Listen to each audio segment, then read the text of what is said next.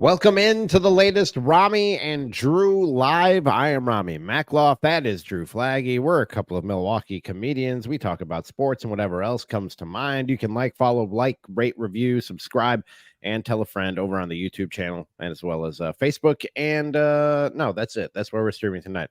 YouTube and Facebook. And Drew, I don't know if you noticed, but it's a special Ramie and Drew. It's episode 69, buddy. Hey. Wow. Wow. You're supposed to say nice. That's Wow. the proper response to that. Is it special because I can drop the big news to you? Is that why? What's the big news?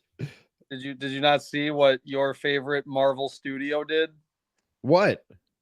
They canceled the Blade movie that's been in production for 6 years. Oh, I did see that. Yeah. They couldn't get it right. I don't know why they can't get that done. That doesn't seem that doesn't seem to be. Ramie, they couldn't get Blade right, but good thing we got Agatha all along, and we got the Marvels, and we got the Eternals. I have not watched Agatha all along. Have you? I've watched other people watch it, and that's good. Fair enough. I'm taking in everything through other people's eyes at this point. I'm like, I'm not going to pay for this. Yeah, I was just talking, and I'm not as picky as you. I was trying to find a different word. I'm just gonna use the word that was coming to mind. I'm not as picky as you are when it comes to like my Marvel and Star Wars and stuff like that. But it's been a while since me and my buddy were talking about this today. Since Disney Plus had themselves a banger, it's been a good long while since Disney Plus had themselves a good show. Wow, you guys are really finally starting to come along and realize, maybe this stuff isn't good anymore. Just go watch Iron Man 1 and then go, oh, this is the same thing. What do you mean it's the same thing? Well, it's all Marvel. It's Marvel. It's the same. We went from a guy in a flying suit that had lasers where you're like, all right, that's pretty cool and that's pretty fun, to now it's a bunch of wine mom witches drinking and singing along. Yeah, I really don't get the Agatha all along thing. I don't. But I mean, hey, if you're watching or listening, wherever you are, it's YouTube, Apple, Spotify, wherever you are, we appreciate you. And if that's your thing, God bless. But I do not get it, man. I don't understand. I don't know if it has any roots in like the comic book world or if they just made this up. It doesn't. No, it has zero roots in the Marvel world. It does. It has roots in it's in the comics. Oh, it is. Okay. Not the story they're telling, but the characters that exist in it are part of something. Gotcha. All right. Well, nobody came here to hear our thoughts on Marvel and Agatha all along. What people came here for is to vent a little bit, Drew. And you can comment over on the YouTube page. You know what I haven't done in a while? Maybe I should do this. Send out the link so that people can actually join the show and you can get some stuff off your chest about the Bucks tonight as they lose to the Celtics 119-108. And Drew, it's not been a fun start to the season for the Milwaukee Bucks. They won the opener, and then they've dropped 3 in a row since. And the first 2 were the Bulls and the Nets. And not, I mean, the Celtics, I might go, okay, it's defending champs, but now you got a 3-game losing streak going, and 2 of them were to the Bulls and the Nets. That is not how you want it to start this season. Yeah, the Celtics are not a team that I get pissed off losing to, especially early in the season. They're a good barometer team, but we got to play them 3 times, I think, before New Year's, which is kind of annoying that we don't get like a game around the trade deadline or like after, and then you get one to close out the season. That would be kind of nicer, but got to play the schedule. The Bulls thing, we were at a Halloween party, so we didn't really get to see the second half when everything seemed to fall apart. But I watched the entire Nets game last night, and the lack of, I guess, urgency, rebounding the ball. Damian Lillard had 2 quick fouls, so they had to pull him out. I mean, quick for him, I guess. Like, they had to pull him out, with 4 minutes left, or like 3:40 left or something in the first. Mm-hmm.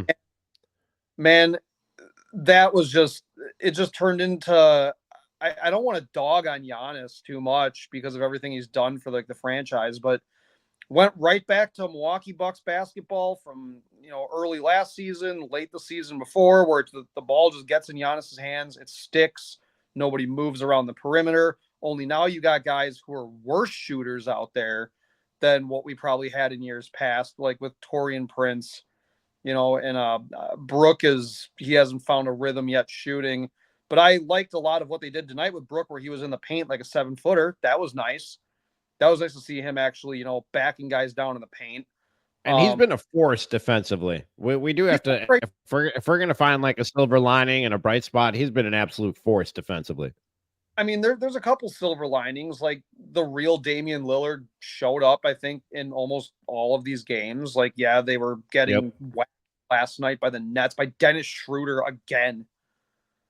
And shame on me for not betting on the over for Dennis Schroeder. Shame on me. I was like, you know what? He can't continue this shit. He's 1,000 years old. He's a role player. Nah, shooting guard Dennis Schroeder. Just all right. Well, there we go. He's gonna go. He's prime time Peyton Pritchard out there when he plays against us. I was going to say, what hurts more, Dennis Schroeder or Peyton Pritchard going 10 for 14, 9 of 12 for 3 for 28 points? Schroeder. He doesn't have a ring. Really? Schroeder. Come on. Peyton Pritchard rode the coattails to a ring. He did play a role in the playoffs. But I'm just saying, he's not like the guy who won the ring. He was a player on a team that won the ring. No, but Peyton Pritchard, you think that's like saying Robert Horry has more rings than Kobe. You think Dennis Schroeder would be the reason why a team wins a championship? He would be. No, I don't think either of those guys would be. He would be the Jeff Teague type player who joined the group project late and then goes on Gilbert Arenas' podcast and talks shit about the city that he won a championship in. So that's exactly what he would do. Yeah. So Dennis Schroeder's he's a little turd. Like I like watching all these things like where like he throws his temper tantrums and stuff. Those are fun little compilations. Watching him stomp his feet because he looks like such a little kid out there. I don't know. He annoys me. But this is the Nets. This is kind of a disturbing start though, dude. Like to this season because I sat here. Say that again. They're playing down to their competition. It's as simple as that. Not like the first 3 quarters of this game, for the most part, were really good tonight. But then outside, there were dumb things that we did again, and you can't afford to do anything dumb. Being up by 2 and Giannis shooting 3s, maybe that's pretty stupid. I don't need to see that. I know it's only 4 games into the season, but I sat here and said, they had a whole off season of Doc. Dame had a regular off season to come into the season in game shape and everything else. And they come out and it's kind of the same thing that we saw last year. And I know we haven't seen them play with Chris Middleton yet. We'll see how much that changes anything. Or we won't. That's the other possibility. But to this point, it's been kind of the same thing. And I did go back and watch the Bulls game. I was hosting on 670 The Score in Chicago the next day. So I was like, I should watch this game and see how it played out. And they kind of, even though the Bulls aren't good, but what they can do is they can run and they can get up a high volume of shots on you. And that's the same thing that the Celtics did tonight. And that's kind of the formula is run, put up a lot of shots and hope that more of yours fall than theirs and see if they can keep up because they're old and kind of slow. That's been kind of the blueprint, and they didn't change a lot to address those problems in the off season. And I'm not like going full panic mode by any means, but there is a part of me that is like, was I getting a little, was I a little ahead of myself with the confidence given what they did and didn't do in the offseason to address some of these problems? Yeah, I'm more annoyed right now, and this is the quickest I've been annoyed in a long time into a season. Like I'm not going to panic, but I'm pretty annoyed, I would say. I think there's a lot of bad isolations on this team. I think that this is going to probably be an unpopular opinion here, but like I think that they're valuing Bobby Portis's role way too heavily right now on this team. Because his plus minus is atrocious. Like he's really bad. It's like he can score 12 points. He's given up 24. It doesn't matter. Like he is not good defensively right now. And that what's worse is that most of the guys on that bench, again, there's like no pride in rebounding. There's no They're not crashing the boards. Andre Jackson, I mean, yeah, he came in and committed 3 fouls in one quarter today, but like, um, Andre Jackson brought some energy. He was at least flying around doing stuff. Like he's trying to fight for his playing time. Some of these rotation guys, like it sucks because like Bobby's, our hero and he's the mayor of Milwaukee, but it's like, man, I he's they got to figure out something with his role because the Giannis minutes with most of that bench in there are pretty bad. And then Giannis just ends up having the ball stick in his hands. No one's moving around. No one's screening. No one's cutting. I mean, dude, I see people cut more at the fucking gym I go to. Like they're like just nobody's doing anything out there. It's crazy. And they still haven't like mastered the which is I think what we're all waiting for. They haven't like unlocked the full Giannis and Dame package and what we all thought that could look like. And again, it's 4 games in. It's only 4 games into, one full off season with Doc, blah blah blah blah blah, but we still haven't seen them sort of unlock. I guess game 1 we got a glimpse of that with both of them going for 30 plus points and it was a pretty dominant win in the process, but we haven't seen them for a good long stretch really unlock that combo of Giannis and Dame and unleash its full potential. No, I think they did it today for the most part, like earlier again, like when the two of them were out there. And I think Giannis is getting, I guess over the first 4 games, Giannis was a little bit better of a screener tonight than he had been in the previous 2 games. But other than that, like, I mean, Dame had a couple pocket passes to Giannis. He, threw one over the top to Giannis. Like, it's there. Like, they could run it more, I guess. But yeah, I mean, we see flashes, but we don't see it. We haven't seen it be the dominant force that I think we all thought it would be. Right. Well, and that's also going to come with Dame shooting and like actually like knocking down shots a lot. I mean, he's been more willing to shoot and actually be more assertive with the ball this year with his conditioning and stuff. So he's not the guy that I have an issue with. Like I saw a lot of people, like just, when I was scrolling through the dark corners of the internet, the amount of people that are already ready to trade Damian Lillard because they're still doing that. Dude, I do one thing. Somebody was pissing and moaning that he went 2 for 8 from 3 tonight and how he's like not shooting 100% from 3, but it's like also he got to the line 3 times for like from shooting threes tonight. He drew fouls on Drew Holiday at the perimeter. Who does that? Yeah. It's like Dame's not the issue here. And it's like a thing where I'm like, is it Giannis making poor decisions out there still? Like him jacking threes. And it's like Tatum didn't put a hand up. It's like that was a goofy shot. Like you didn't have to do it. He did put up 2 3-point attempts tonight, didn't he? And we were winning by 2. It's like these were things I was finding myself thinking, like when Giannis did that and like, we were trying to play quick. I'm like, well, we're not the Pacers. We're not the Knicks. We're not any of these teams that get out and run. We're not Oklahoma City. So what are we right now? It's like, have we not admitted that maybe with the age of the players on our team, that maybe we need to drag people into basketball hell, into the half court? Because defensively, we worked the Celtics. They had to get a lot of shots off with like 4 seconds left on the shot clock. Like they weren't that many quick shots. And the only quick shots they really got tonight were coming off of offensive rebounds and second chance or third chance points. And I was like, oh shit, are we the Miami Heat now? Like, do we need to actually play that way?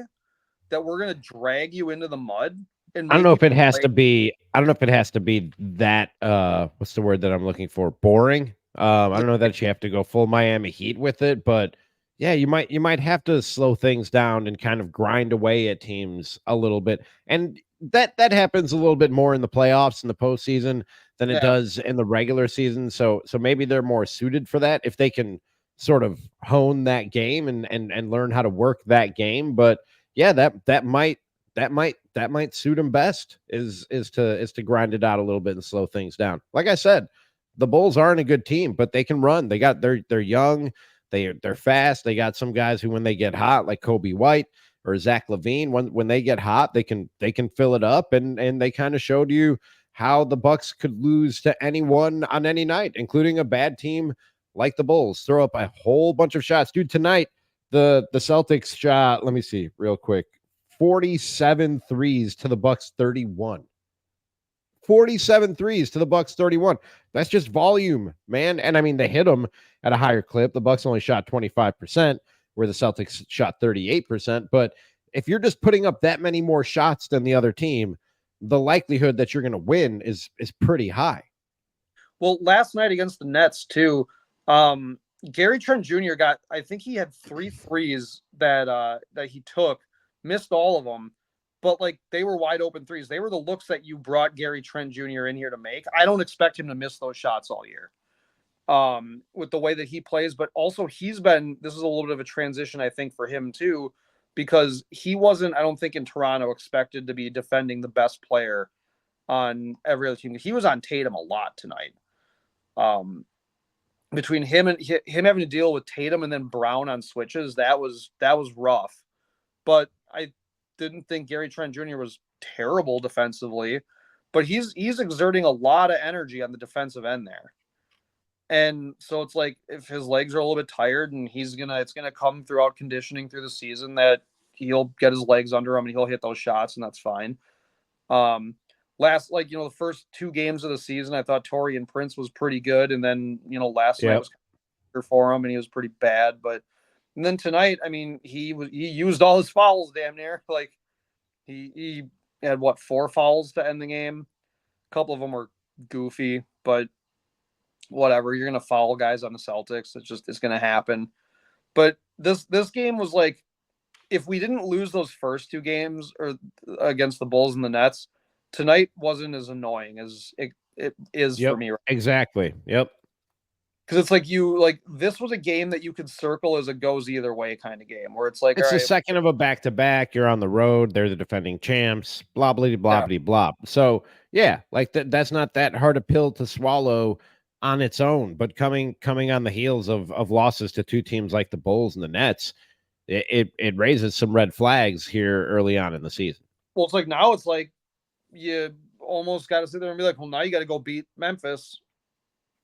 You got to go beat them on Halloween. Yeah, they get a couple nights off, which I think they need right now. Given the way that things have gone these last 3 games, I think that it's good to get away from the court a little bit and clear their heads. But yeah, and that's not an easy game either with John Morant back in the mix. No. Yeah, it's just, I mean, they should be able to bully them inside, like what? Because Jaren Jackson's out, isn't he? Mm-hmm. Yeah, so it's like Salty Aldama is gonna fucking do anything to you? It's like just put Brook down in the low block again. I like that little 2-man game that Giannis and Brook were running. Get Brook's big ass out to the perimeter once in a while to go set a screen for Dame. Giannis, work on your little screening angles. Like there's ways to get out of this.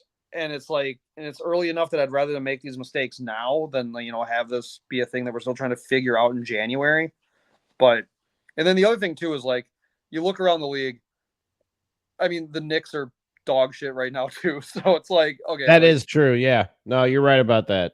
They're a team that's picked, to be, second or whatever in the East. So it's like I'm not going to panic right now when other teams are having growing pains, but. I mean, this is kind of the thing where it's like you'd like to see us stack a couple wins here. Yeah, the Sixers are 1-2. The Knicks are 1-2. Who else was? Oh, the Pacers are 1-3. There are a bunch of teams that had high expectations coming into the year and aren't living up to them so far. Cleveland and Orlando, who are a lot of people's like surprise picks that they'd finish in the top half of the Eastern Conference, off to solid starts, 4-0 and 3-1 for both those young rosters. Let's say Chris Middleton ever plays basketball again. How much do you think he changes or fixes some of this stuff that we've been talking about? Yeah, I mean, the scoring droughts are going to definitely be smaller, especially if Damian Lillard keeps playing the way that he's playing. So it's like that's just you got 2 different jump shooters out there. Middleton can get his shot inside the arc. Dame can operate at all 3 levels. And then that's going to open up things. It's going to add passing to Giannis because like Chris and Giannis, they know how to actually like play off each other. And then also the added thing of Chris and Brook. Like there's enough other things there. My concern still going forward is the bench. I know I said it in our group chat last night, and then this happened a couple times tonight. DeLon Wright, I don't know. I don't know if where he fits in the offense when he comes in off the bench. Like I was like, when we picked him up, I was like, oh great, we got like a pretty decent point of attack defender that we bring in. But when he brings the ball up, he stopped his dribble at the logo like 4 times last night. And I was just sitting at the bar. I'm like, oh, you got to be shitting me, dude. Like and it's just he picks the ball up, he turns his back, and then like it doesn't matter if anybody's rotating because he's not looking. And it's like you're basically waiting for Giannis to come up and take the ball from you, and then you just kind of drift off over to the wing somewhere.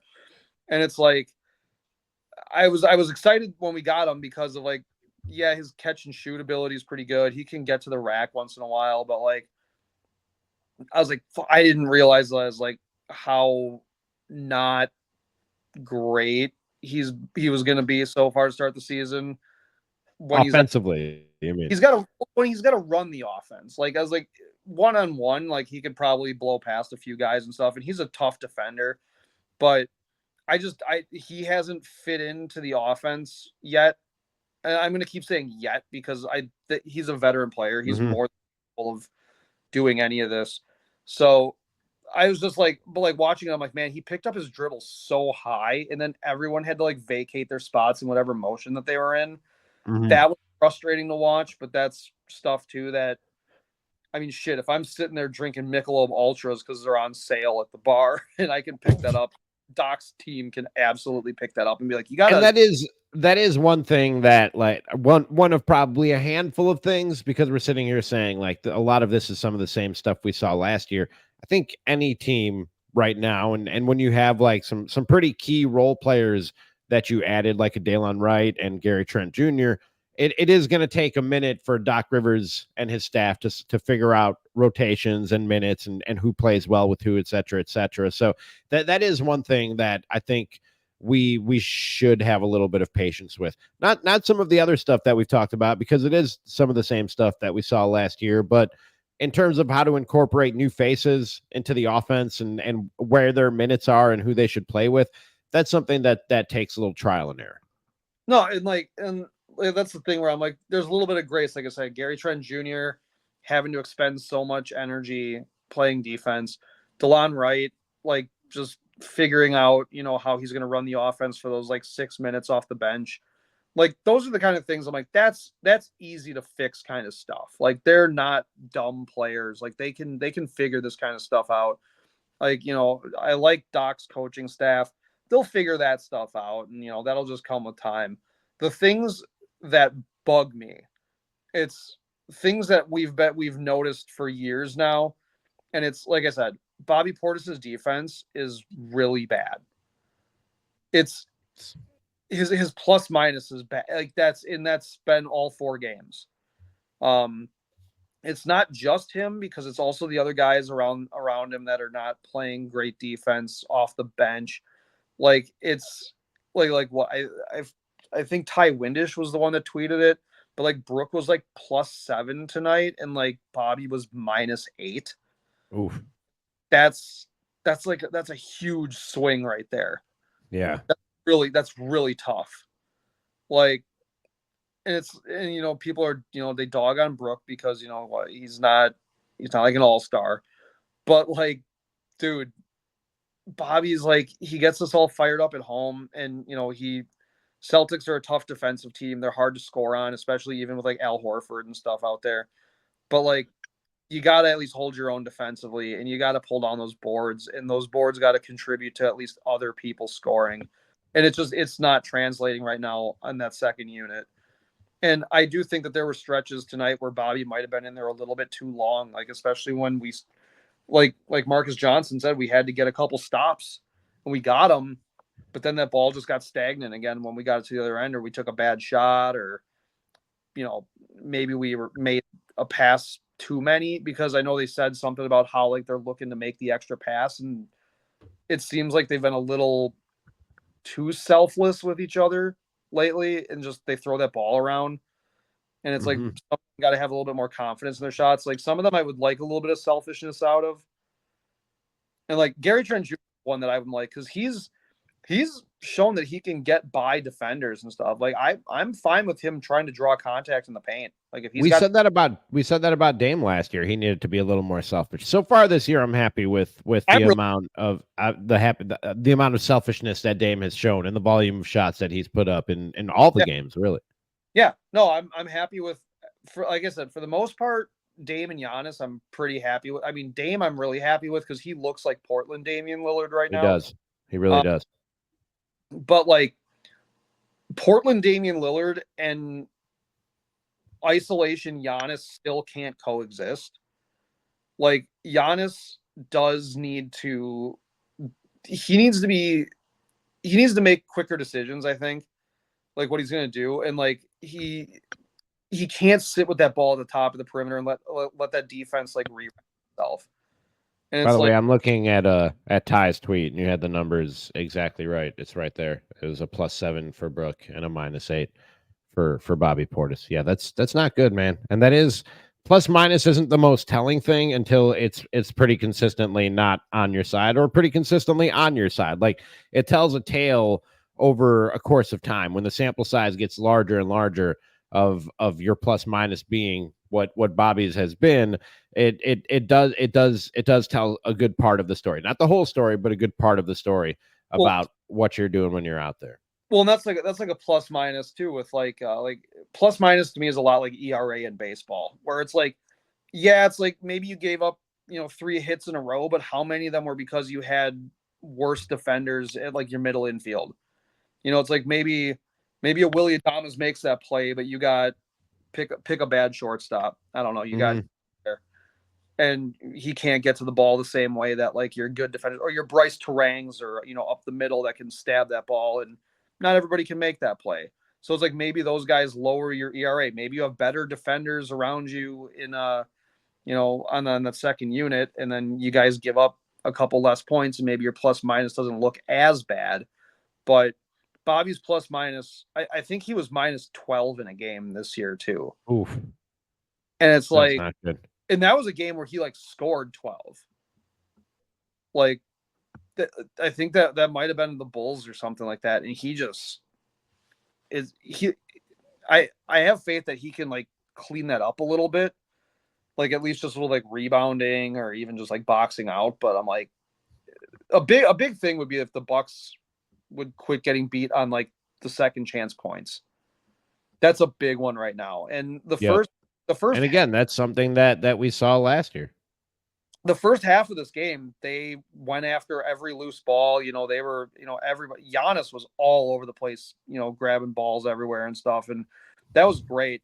You But said grabbing balls. yeah, well, it's episode 69. I was gonna say something like that at some point.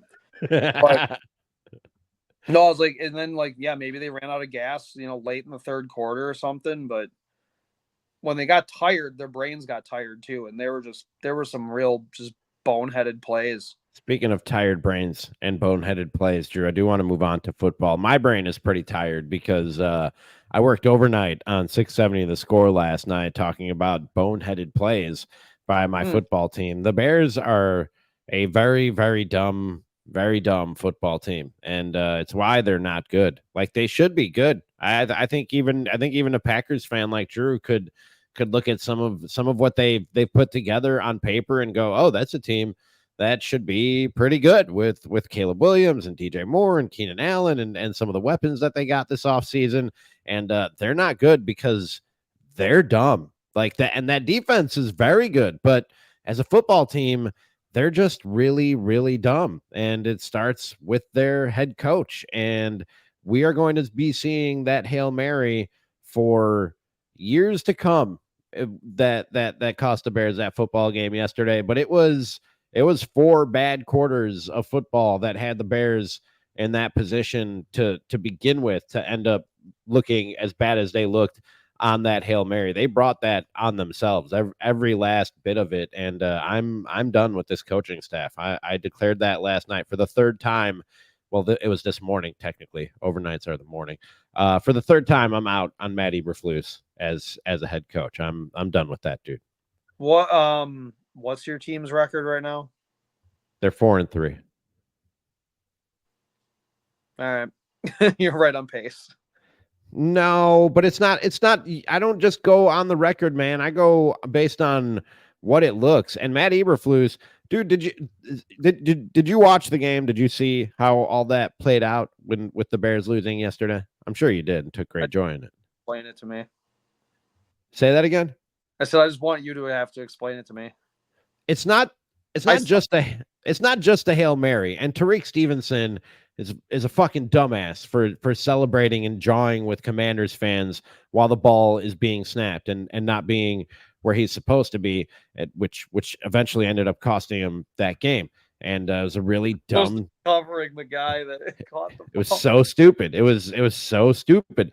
But the play before the Hail Mary, the Commanders got the ball on the 38-yard line. And Tony Romo, if you're watching the game, he's like, what you want to do here is you want to get about 12 to 15 yards to make it a manageable Hail Mary and get to the sidelines and get out of bounds. And they asked Matt Eberflus why you weren't defending the sidelines. How did they get that play off before the Hail Mary? And he said they're defending touchdown there. Dude, they're on the 38-yard line. They're 62 yards away from the end zone, plus a drop back and a scramble that you always have to do on a Hail Mary. He's going to be 70 to 75 yards away from the end zone, and you're defending touchdown there? Like, it doesn't make any sense whatsoever. You take away the sideline there, make them throw to the middle of the field. They have no timeouts. You make them throw to the middle of the field and see if they can snap it and spike the ball to stop the clock. The guy, and it's just the latest example of the dude completely lacking situational game awareness as a head coach. Like some really, really basic stuff. Do you know that in Matt Eberflus's tenure as the head coach, they've lost 4 games in which they had a 95+% win probability in the fourth quarter? That's fucking hard to do, dude. That's hard to do, and that's an indictment that goes directly onto coaching and goes directly onto the head coach and some of the decisions that he made in some of those losses. He's not an NFL head coach, dude. He and his staff are single-handedly what's holding this thing back from being what it could be. Yeah. I mean, nice guy though, and good haircut and nice beard. If things keep going the way that they're going, you guys will have a nice, easy schedule to figure things out again next year. Right? Yeah. No, you're right. That'd be pretty good. And you're like, when I was doing the post game, well, it wasn't a post game show; it was an overnight show. People were like, "Well, yeah, but they're 4-3. They were 0-7 last year." But you look at that offense, man. It's not better. It's not better than it was with Mitch Trubisky and Matt Nagy. It's not better than it was with Luke Getsy and Justin Fields. They had 36 yards at halftime, dude, as an offense. Not like one player had 36 yards at halftime. They collectively, as an offense, had 36 yards at halftime. That's not. Yesterday, they benched Jared Goff because he only had 85 yards. It's so ridiculous, dude. And coming off a bye week, they had that performance. It's just so goddamn ridiculous. They do have 2 very winnable games coming up, and then they start a really tough part of their schedule, all 6 of their division games, plus the Niners and the Seahawks. And so they have a chance to go into that stretch 6-3. You're set up pretty nice going into the back half of your schedule 6-3. But man, I just don't have any faith that they're going to be able to make a lot of noise in the back half of that schedule with what I just listed off. No, I mean, they're a young team. I mean, well, I guess you're gonna be considered a young team when you have a guy, like Caleb Williams. I don't know, like that's why like everybody was, it wasn't necessarily you, but it was our other friends who are Bears fans that were, talking a lot coming into the season that they finally got their quarterback and everything, and I was like, just look, I don't know how many Packer fans thought that Jordan Love was going to be the goddamn answer either. It's like I was nervous. I'm really pleased with Caleb Williams. I don't have a lot of gripes with Caleb Williams and his individual performance. I don't think he's getting the best help or being put in the best position between his offensive line and his offensive coordinator. No, I mean that's exactly what you've always said that the Bears do. Is it's the GM makes decisions, and then they draft a quarterback, and then the coach doesn't coach them up, or the coach has issues, or there's little strategic problems, and they fire the coach, and then the GM's got to bring in a new coach, and the new coach doesn't really see how this old quarterback fits, and then they got to trade the quarterback, and then they got to draft a new quarterback, and then it's the cycle of just dumb shit that they're gonna do. It's like they need to just sign Caleb Williams, just franchise tag him. Just right now in his yeah, rookie season. yeah. No, like, In his rookie season. You just mentioned Jordan Love, and we I, should talk about your football team. He goes down injured again, Drew. And the Beatles always like to say all you need is love. But do you really need Jordan Love? Because that's yeah, now combined about 3 games that he's missed, because he left during the Eagles game and he left during the game against the Jaguars on Sunday, and he missed 2 games entirely. 3 games now that Jordan Love has missed, and they've won 2 of those, or actually, yeah, no, they've won. Well, it was in 4 games that he got 3 games worth of action, and they've won 3 of them. Man, that's a sign of just a really good football team. And I was talking about how bad and stupid the Bears head coach is. I think you got to give Matt LaFleur a lot of credit for being able to sort of keep the ship afloat while their starting quarterback is down injured. yeah. I mean, Malik Willis, I wasn't excited, when I knew that, we knew that he had to start, week 2, and it's like, well, that sucks, but um, he's played really well. I got no complaints about the way that he's filled in.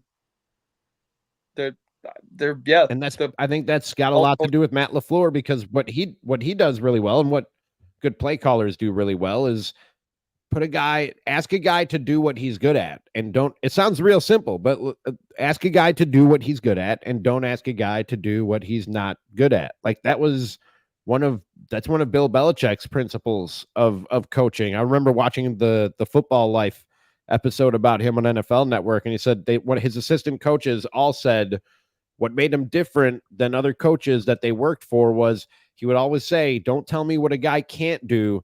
Tell me what a guy can do, and let's try and put him in position to do that." And I think Matt LaFleur does that very, very well. Yeah, well, I mean, what they said in the broadcast a couple of weeks ago, that the Packers are probably the best team coming out of halftime because they make all these adjustments now, and that's just good coaching from everywhere. It's not just LaFleur, but it's his entire staff. So it's like the opposite of basically what you're talking about with the Bears, is how dumb the Bears are. It's like the Packers actually might be pretty smart. And the Bears have, and it looks like for the foreseeable future, until they make some kind of change and maybe get the hire right next time, have and will have for the foreseeable future the worst head coach in the division. Because I love all the But other head coaches in this division. Matt LaFleur is really good. I just talked about how much I love him. Dan Campbell, there's no denying what he's doing there in Detroit.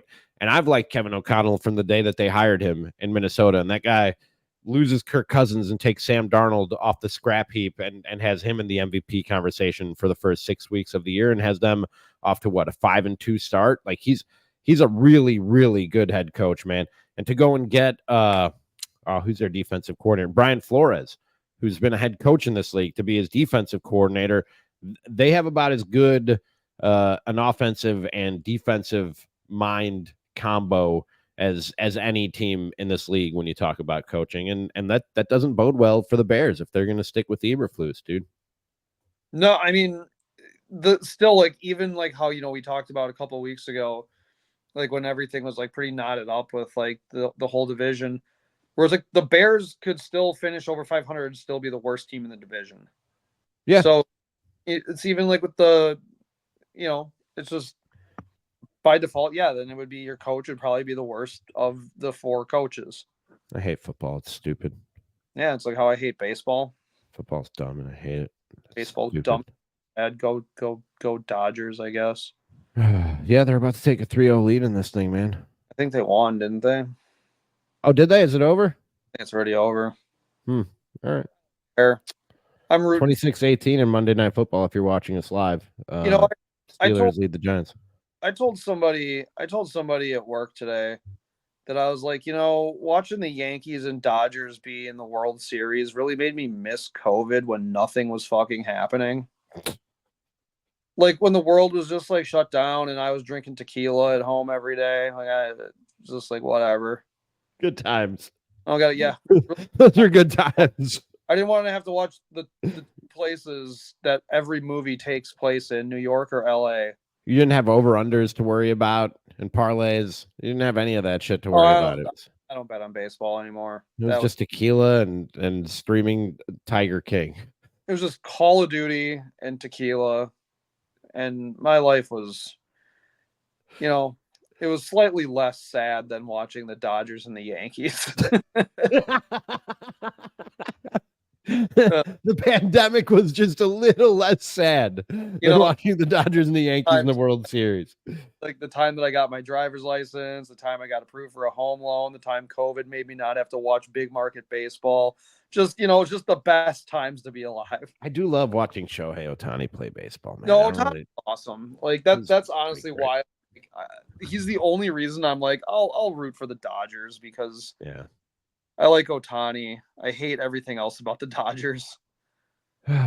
Freddie Freeman hitting a walk-off grand slam's pretty cool, but like also after that, I'm like, nah, seen it. Yeah, it's good. I mean, they're two good baseball teams, though, and there's no denying that. Like, if you just look at the talent that they got, and they have all the money in the world. I'm not saying they don't, dude, but also it does. First of all, it doesn't. From other fucking franchises. I'm just talking about from an entertainment value standpoint, they provide some pretty good bang for your buck for if you're a baseball fan. If you can just sit down and appreciate good baseball players, then this is a series that you should be able to enjoy. And I'm not saying you're right, you're wrong about that other stuff. I'm just saying if you can put that in the back of your mind and just go, fuck, Juan Soto is really fun to watch. It's really fun to watch Aaron Judge crush baseballs when he does it. He hasn't done it very much lately. Shohei Ohtani is like a once in a lifetime type of baseball player. You know what? And Mookie Betts is a once in a lifetime type of baseball player. Freddie Freeman is a great hitter, and I love watching him pick apart pitchers and set them up for him to put the ball over the fence. Like there's a lot to watch if you're a baseball fan here, even if you are put off by the big market angle of the whole thing. Yeah. Well, what is it? Spring training starts at the end of February. Is it over? Because here on my TV it says it's the top of the 9th inning and nobody out, and the Dodgers are winning 4-0. Okay, well then it's not over. They're gonna win though. Yeah. All right, Drew. Anything else that you want to add before we wrap this thing up? Because I worked an overnight shift last night and I have barely slept in the last 48 hours. So I'm tired. I really meet my boss at one of my first accounts, so I gotta go to bed too. All right. Well, good luck with that. And we will talk again soon, I'm sure. This has been Ramie and Drew. Follow, like, rate, review, subscribe, tell a friend, YouTube, Spotify, Apple, and we do appreciate you. We will talk to you next time, and hopefully the Bucks have a little more happy things to talk about next time. And we will talk to you then. Ramie and Drew, episode 69, Drew. Episode 7, start a new era of winning. You're supposed to just say nice. Twice you dropped the ball now. Episode 69, Drew. Not a hack. All right. We'll talk to you next time.